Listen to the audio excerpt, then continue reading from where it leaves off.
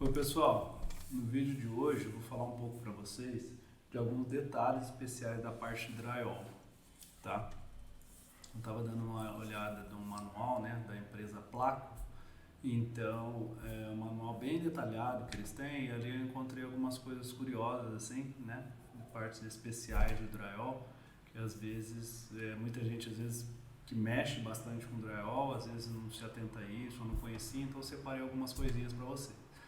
Então eu vou colocar aqui uns 6 itens que eu separei, é até o pedaço do manual, mas eu queria comentar com vocês que eu achei interessante, tá? Então eu vou mostrando aqui para vocês. O primeiro aqui é um comparativo aqui que eles fizeram referente à parte de alvenaria e drywall, né? Pegando a referência aqui, pegando a referência, vamos considerar de um edifício, tá? Então esse primeiro aqui que aparece aqui em cima, falando sobre construtor e empreendedor, né? Então a redução do volume de material transportado vertical e horizontalmente na obra. Então pegando um exemplo aqui, você imagina um prédio, né? O tanto de material que você tem que subir na etapa de alvenaria aqui, imagina os tijolos, a areia, o cimento, né? Para você produzir a massa de assentamento lá. Então imagina o peso disso, a quantidade de material envolvido. Quando você fala na parte de drywall, você está falando de subir placas, subir perfis metálicos que são bem leves e o saco de tratamento de junta. Então, muito menos material, né? Muito mais leve. Aqui no segundo, querendo falar sobre um pouco de instalações, né? A facilidade nas instalações, evitando quebra-quebra em função dos vazios. Então, as paredes, né, de drywall, como são paredes ocas, né? Então fica muito mais fácil você embutir os sistemas hidráulicos lá dentro e não ficar na alvenaria lá aquela rasgação de parede, desperdício de material, geração de entulho, que tem que descer esse entulho todo, né, no elevador.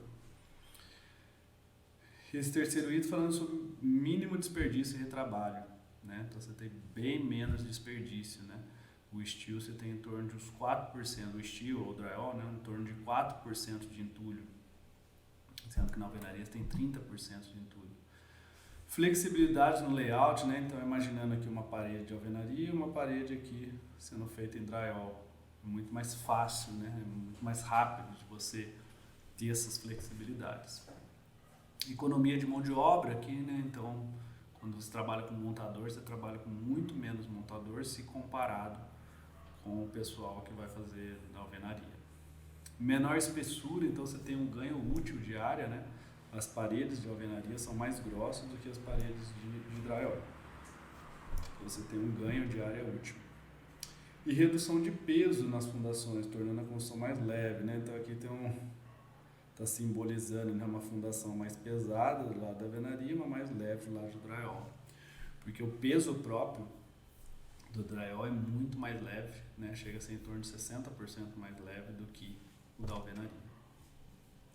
Então tem uns comentários aqui, né? Possibilidade de reforma em poucas horas, sem a movimentação de grandes volumes de materiais e mão de obra. Facilidade de manutenção de instalações hidráulicas, elétricas e repintura, né? Então vamos supor, é muito mais simples assim, né? Você tem uma parte, tem uma cliente que até comentou que uma casa de steel, né, que ela fez. Quando a gente falar steel, drywall aqui, a analogia é a mesma, tá? Ela tinha um tanque na área de serviço dela, precisou mudar para a parede do lado, assim. Então foi super prático, super simples. Um dia ali fez tudo, de você abrir placas, passar a tubulação, fechar a placa, não aquela quebra-quebra de entulho, né? Então tem essa facilidade muito maior.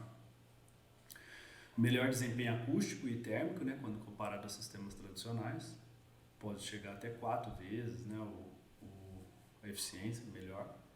Soluções para fixação de qualquer tipo de objeto em paredes e forros. Hoje a gente tem vários tipos de placa no mercado que permite a gente fixar tudo quanto é tipo de objeto que você precisar. Aqui falando um pouco, né, sobre esse tipo de parede, né, tipo de parede de drywall.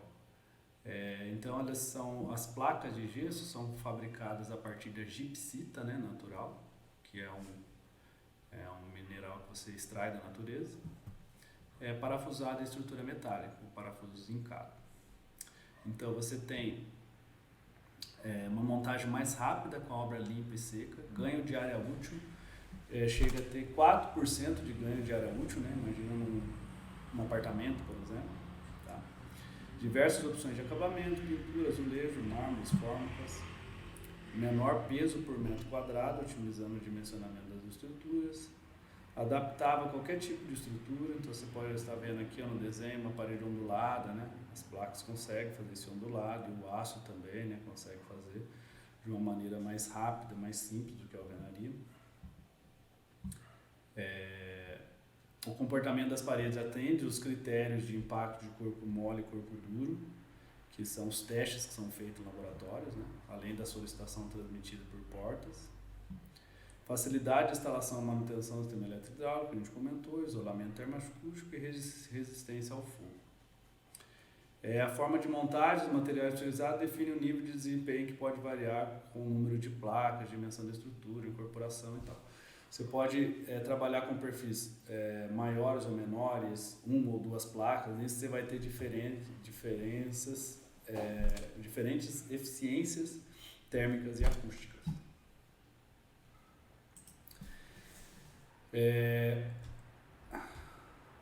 Aqui, só para ter uma ideia, olha como que é legal as pessoas especificarem, né, o material. Então, vamos supor que você queira, um projetista, ele está fazendo uma casa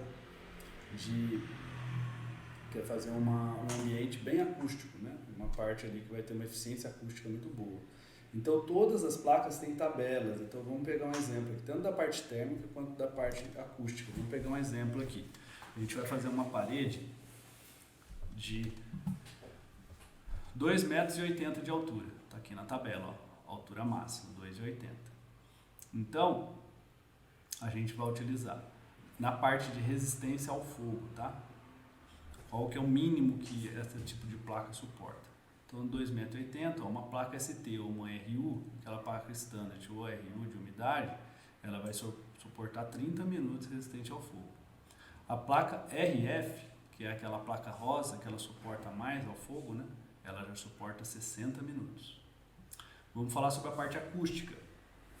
Nessa composição aqui, tá? Que a gente está com um montante de 70 com a placa de cada lado. Vamos falar sobre o isolamento acústico dessa parede aqui. Ela tem um isolamento acústico de 35 a 37 decibéis, sem a lã, e com a lã de vidro de 43 a 45. E aqui o peso próprio dela, 26 kg por metro quadrado. Então, olha que bacana, você consegue especificar de acordo com o que você quer no ambiente de eficiência térmica ou acústica. Você tem, todas as placas têm tabelas que você pode consultar qual a especificação que você precisa, né? Porque já tudo foi feito laudo já em laboratórios, então você consegue ver item a item que você precisa, tanto de acústico ou térmico. Então, com isso você consegue especificar corretamente o seu projeto, né? Aqui já é um outro tipo de placa, tá vendo? Então, todas as placas têm esses manuais. Aqui uma curiosidade, né, falando de alto desempenho, né? Então, essas aqui são paredes de cinemas, né, que elas são feitas mais ou menos desse tipo aqui, ó. Então, são paredes para grandes vãos com necessidade de alto desempenho acústico e usadas principalmente na divisão de salas de cinema e teatro. Então, esse é um exemplo 1, vou ampliar aqui para vocês, com estruturas interligadas. Então, dá para ver aqui, ó, você tem um montante de 90, tá vendo aqui, ó, um montante estrutural de 90, um outro montante estrutural de 90, e trabalhando com 3 placas aqui, ó, 3 camadas de placa de 12,5 milímetros, 3 de um lado, 3 do outro, montantes a cada 40, e aqui as lãs de 50 milímetros, de um lado e do outro. Então você tem um mínimo aqui de parede de 265 milímetros, de 26 centímetros, para dar aquela acústica bacana. Aqui um outro exemplo 2. Aqui já trabalha um pouco diferente.